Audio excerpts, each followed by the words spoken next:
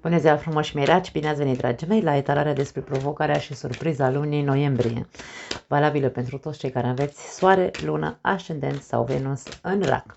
Începem ca întotdeauna cu provocarea, să vedem care este ea și cum putem ajuta și apoi vom trece și la surpriză. Hai să vedem. Provocarea lunii noiembrie pentru raci, ok, s-a întors, ia uite, doamna, regina, mama răniților, ok. Pentru unii dintre voi sunteți provocați să fiți, în primul și în primul rând, să nu vă mai neglijați, îmi vine să spun, indiferent că sunteți femei sau bărbați, nu mai faceți foarte multe concesii pentru alții, nu mai fiți generoși cu alții și mai puțin generoși cu voi. Sunteți provocați să fiți atenți la voi înșivă, da? Mai dați-vă și mai hrăniți-vă și pe voi. Pentru alții dintre voi este vorba de total invers, de a fi generos cu celălalt. Atenție pentru cei care nu, care știți că nu sunteți acolo pentru celălalt, să nu-l sprijiniți, să nu știu, este vorba de a fi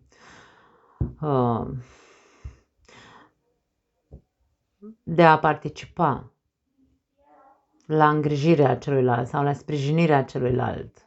Fii atent la celălalt, îmi vine să spun. Nu știu de ce mi iese mesajul ăsta. Pentru alții dintre voi sunteți provocați să faceți bani. Dați drumul. Dați drumul cu proiectul pe care îl aveți aici ceva, dețineți un proiect deja. Putem să vorbim despre asta. Bagă-te în totalitate, îmi vine să spun. Hrănește-ți acele proiecte pe care le ai. Implică-te, trup și suflet acolo. Hai să vedem. Cu ce vine această energie? 10 de cupe, interesant.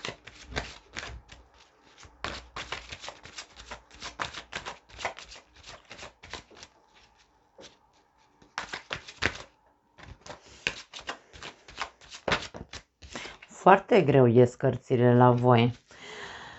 Luna.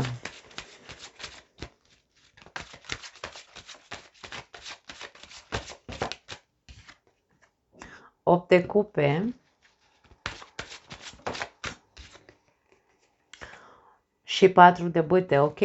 Aici, pentru prima variantă, dacă vorbim despre faptul că trebuie să începi să ai grijă de tine, să fii mult mai atent cu tine și așa mai departe, aici este vorba despre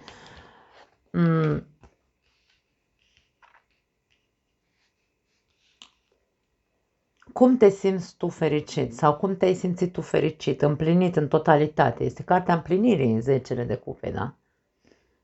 Ce te-ar împlini în totalitate pe tine? Ca să nu mai uiți niciodată că trebuie să te și hrănești. Gândește-te un pic. Ce-ți dorești aici? Care ar fi împlinirea ta sufletească? Poate că aici ar trebui să mai delegi către ceilalți, da? Dacă tu tot timpul ai fost generos, ai dat celorlalți și pe tine te-ai cam uitat, te-ai pus pe ultimul loc întotdeauna. Aici e vorba despre, ok, ia să le mai dau domneșilor treabă de făcut, că aici suntem o familie, da? Deci suntem în familie, nu doar eu pot să le fac pe toate pentru că eu mă duc la fund aici. Și rutina mea este una de rahat în care eu nu mai am timp nici să fac baie. Fac baie la 12 noaptea și mă culc și dimineața la 5 sunt în picioare. Da? Cam despre asta e vorba. Gândește-te cum ți-ar plăcea ție, cum te-ai simțit tu împlinită ca persoană care a dat tot ce a avut mai bun în ea pentru familia ei, pentru casa ei și așa mai departe. Și caută să-ți împlinești dorințele astea, da? Începând, după cum am zis, cu atenția pusă către tine. Nu-ți servește la nimic să stai așa, să reprimi lucruri. Aici e ca și cum ți se spune, ok, ai voie să izbucnești și tu. Dă-ți voie să izbucnești. Dă-ți voie să zici, m-am săturat, am și o nevoie de o zi liberă pentru mine sau am nevoie de, nu știu, uite, am nevoie așa să mă duc să mergem în vacanță și când mergem în vacanță să nu mai pun mâna pe o lingură, pe o furculiță, pe nimic. să trăiesc și eu ca o regină, da? Măcar 3 zile. Spune, pentru că tu aici le gândești, în interiorul tău există dorințele astea, dar nu o faci. Aici vorba despre, ok, ocupă-te odată pentru totdeauna și de tine. Spune ce reprime acolo. Pentru că la un moment dat o să te saturi și o să-ți iei tălpășița și o să zici, nu mă mai uit în spate, na? Și nu e despre asta. Aici vorba despre, ok, totul se va recupera, totul se va pune pe picioare dacă tu știi cum să te îndrepți către tine, pentru că aici este un lucru personal, tu trebuie să faci lucrurile astea, nimeni nu poate să, nu o să vină nimeni la tine și o să zică, vai nevastă, hai draga mea că eu, uite, te ajut să-ți speli vasele în o săptămână și tu să stai liniștită să faci unghiile. N-ai să vezi așa ceva, stai liniștită. Da? Mie e diferit că ești bărbat. Dar aici e vorba despre, ok, nu mai reprima, pentru că într-o zi o să te saturi, ți ajunge până aici peste cap și o să zici, plec și vă las în mocerlă, cum se zice, și mi-au tălpășița. Nu, nu, pentru că aici există înțelegere, aici există posibilitatea că dacă tu scoți din tine și zici că vrei și tu să ai timp pentru tine, vei avea, dacă vrei. Că aici e vorba despre vrei sau nu vrei, sau vrei doar să stai așa călare pe ceilalți, să-i faci pe ei, să le faci prăjituri și de toate. Cealaltă variantă în care vorbeam despre faptul că tu e nevoie să fii tu cel generos, dacă nu ești. Aici vorbim despre familia ta are nevoie de tine. Da. Familia ta, copiii tăi au nevoie de tine. Unde ești tu ca părinte sau ca soț, ca soție? Unde ești? În ce context ești? Pentru că aici te văd departe, departe, departe. Trăiești într-o lume de iluzie, nu ești ok din punct de vedere emoțional în această relație, în această familie, nu te mai regăsești acolo, ceva se întâmplă cu tine. Familia ta are nevoie de tine, țipă după tine și tu ești probabil într-o depresie. Dacă vorbim despre asta, aici nu e vorba de a fi generos cu familia, aici e vorba despre a te sprijini în familia ta, a pune mâna și a deschide gura și a spune, băi, nu știu ce se întâmplă cu mine, am nevoie aici să plec, am nevoie să mă rup. Du-te la terapie în cazul în care aici vorbim despre o mare depresie de cine știe cât timp. Da? Familia are nevoie de tine, viu aici. Da?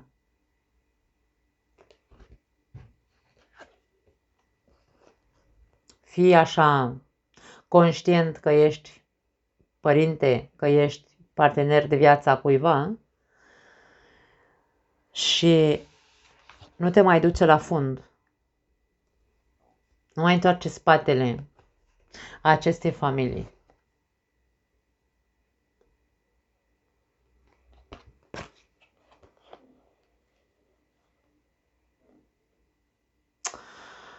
Da.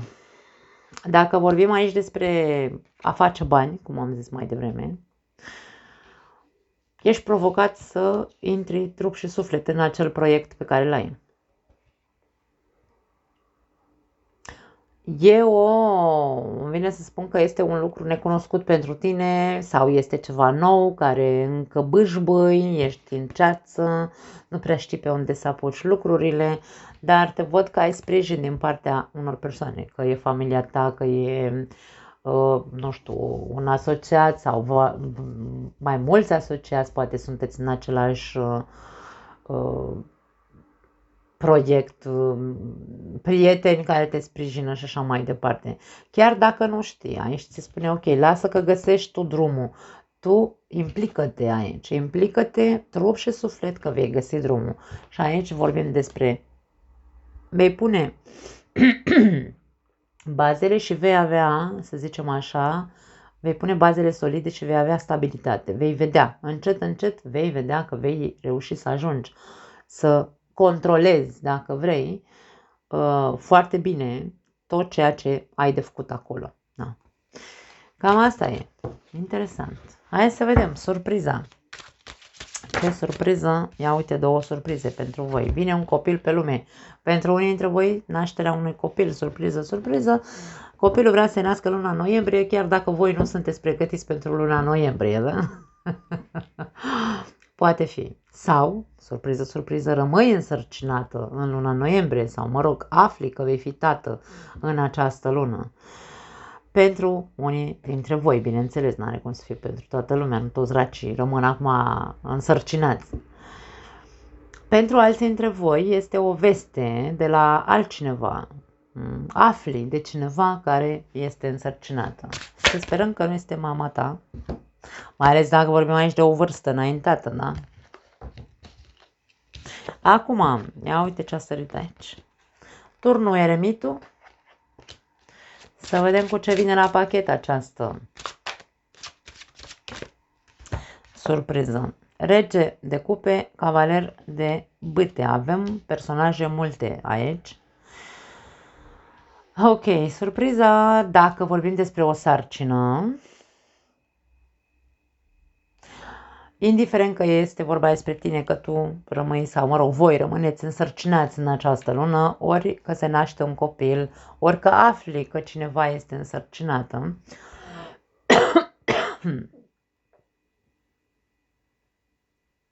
aici vorbim despre o reuniune. Da. Surpriza este pentru unii dintre voi o sarcină. O sarcină care a fost probabil cu probleme, o sarcină care drumul a fost lung. Ideea este că am simțit să transmit la început că copilul vrea să vină pe lume acum, în luna noiembrie, indiferent că a fost programat pentru luna decembrie sau ianuarie. Poate sunteți însărcinate în 7 luni, de exemplu, și dintr-o dată aici se rupe apa, domne. Se rupe apa, vine copilul, nu mai ai ce să mai faci. Și se strânge, toată lumea vine, toată lumea, toată familia, vin bunicii, vin frații, vine toată lumea să vadă copilul. Nu e niciun dezastru, nu vă speriați, da? Dacă nu vorbim despre un copil aici, putem să vorbim despre surpriza este o sumă de bani care vine către tine. Poate de la cineva căruia tu i-ai făcut un împrumut, i-ai dat un împrumut acum ceva vreme, nu mai aveai nicio veste, nu neapărat că e vorba despre un împrumut, poate este o sumă de bani pe care tu o așteptai de mult timp, care ție îți dădea o certă siguranță, un cert statut, de ce nu? Și acum, surpriză, uite, vin banii către tine. Aici turnul în partea minții, că mie îmi place să combin așa poziția cărților, mie vine să spun aici că trebuie să fii atent. Ok, vin banii către tine, dar vezi că să nu cumva să-i faci praf, îmi vine să zic. Ok? Fii om cu capul pe umere aici, gândește-te foarte bine că n-ai cum să îi faci praf într-o zi.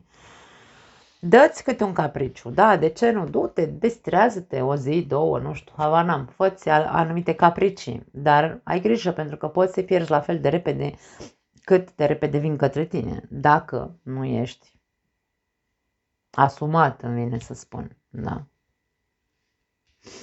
Da, cam asta e, dragii mei, nu mai am altceva. Vă pupăcesc, ne vedem data viitoare. Ceau!